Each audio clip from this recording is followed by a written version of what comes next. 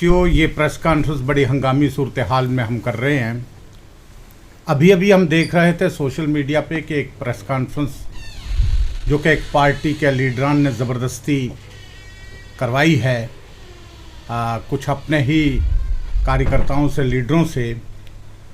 वो बेचारे सरकारी नवाला मुंह में लेके बोल रहे थे और दिल से हकीकत जो है उसको बयान नहीं कर रहे थे। उनका एक ही था कि, और आपने देखा होगा इर्द गिर्द उनके कौन लोग थे, बड़े बड़े लीडर थे एक ख़ास पार्टी के, जिसने ये प्रेस कॉन्फ्रेंस करवाई। और ये प्रेस कॉन्फ्रेंस महज जो कल का हमारा प्रोग्राम है महापंचायत का जम्मू के अंदर, उसको नाकाम बनाने की एक नाकाम कोशिश की गई है।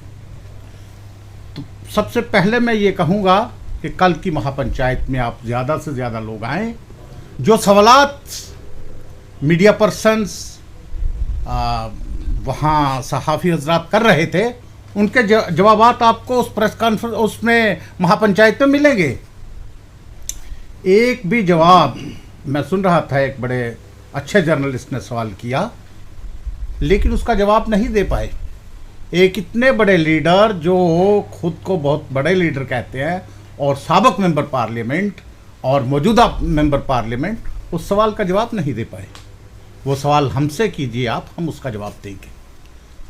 कहते हैं एक ही सवाल होम मिनिस्टर साहब करते हैं कि अगर आपका कुछ नहीं जाता है तो आपको क्या है। मैं कहता हूं कि रिजर्वेशन विद इन रिजर्वेशन नहीं हो सकती। ना सिर्फ ये, फिर ये बात देखिए कि कौन से लोग उसमें शामिल किए जा रहे हैं। शेड्यूल ट्राइब में किन लोगों की रिकमेंडेशन हुई है?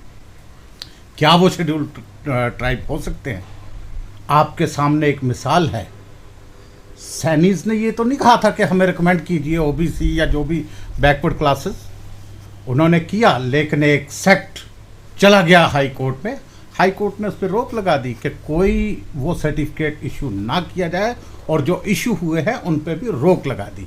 ये होता है। और इसी तरह आज बहुत से ब्राह्मण, बहुत से सईद, बहुत से लोन, बहुत से खान, बहुत से राजा इस चीज़ से नाराज़ हैं कि हमें कहाँ शेड्यूल ट्राइब में दाखिल किया जा रहा है। हम बड़ी जाते हैं और हमें शेड्यूल ट्राइब में दाखिल करके डिग्रेड किया जा रहा है। लोगों के अंदर ये सोच भी है। लेकिन कुछ एक हायर्ड जो आदमी था सरकार का, उसने इस किस्म की रिकमेंडेशन कर दी। वो क्योंकि वो जो कमीशन था वही इलीगल था, जो रिकमेंडेशन की इलीगल की, और जो उस पर बिल बना इलीगल बना, और जो उसको वो इम्प्लीमेंट करना चाहते हैं वो भी इलीगल है। दूसरे हमारे जो वहाँ प्रेस कॉन्फ्रेंस में कह रहे थे कि मौजूदा सरकार, देखिए मैं किसी सरकार के साथ नहीं हूँ, किसी पार्टी के साथ नहीं हूँ, मैं आज़ादाना बात कहता हूँ। नेशनल कॉन्फ्रेंस के टाइम भी हमारे साथ ज़्यादतियाँ रही, कांग्रेस के टाइम भी ज़्यादतियाँ रही, चाहे पीडीपी ने शेयर किया किसी के साथ तब भी हमारे साथ ज़्यादतियाँ रही।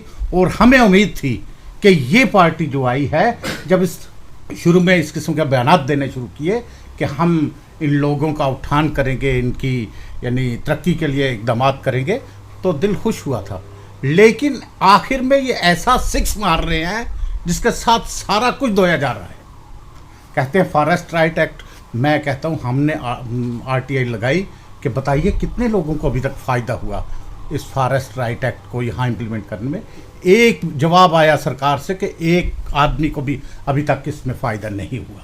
और आज भी आप देखते हैं लोगों को, जो शेड्यूल ट्राइब लोग हैं, गुजर बकरवाल हैं, उनके जहाँ जहाँ घर है वहाँ से उखाड़ा जा रहा है, उन्हें निकाला जा रहा है। उन्हें फॉरेस्ट राइट एक्ट का कोई फ़ायदा नहीं दिया गया है। और ये लीडरान बैठ के लोग फैसला करेंगे।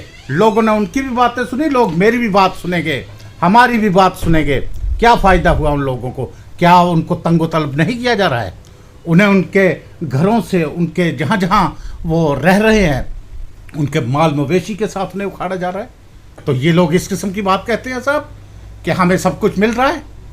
ये इसको हम कभी मानने के लिए तैयार नहीं है।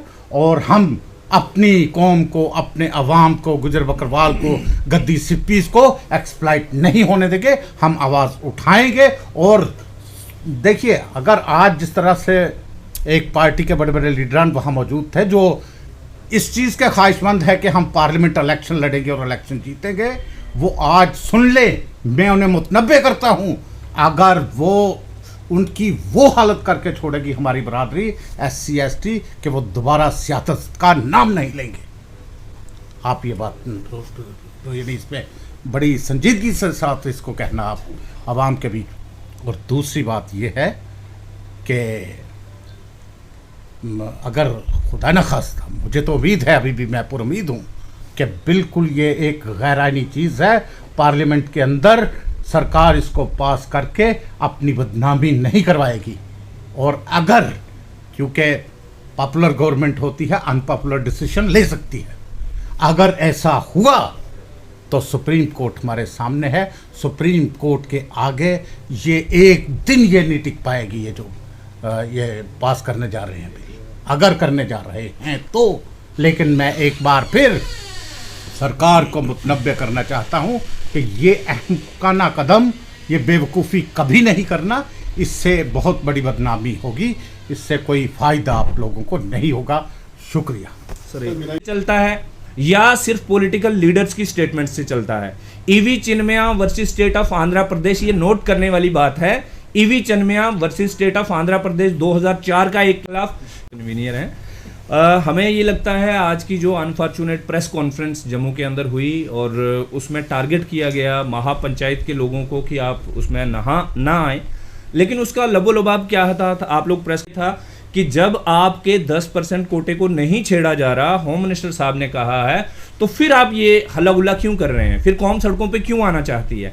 उसका सिंपल जवाब जो है अनवर सर ने बताया। मैं उसमें एक चीज़ एडिशन करना चाहता हूँ, आप ज़रा सोचिए आपके channel Discover the hidden gems of Rajouri Punch, a haven for adventure seekers. Lakes like Nandansar, Bagsar, Smartsar, Suksar, and more, unveiling thrilling potential for nature enthusiasts, promising a unique blend of tranquility and adrenaline.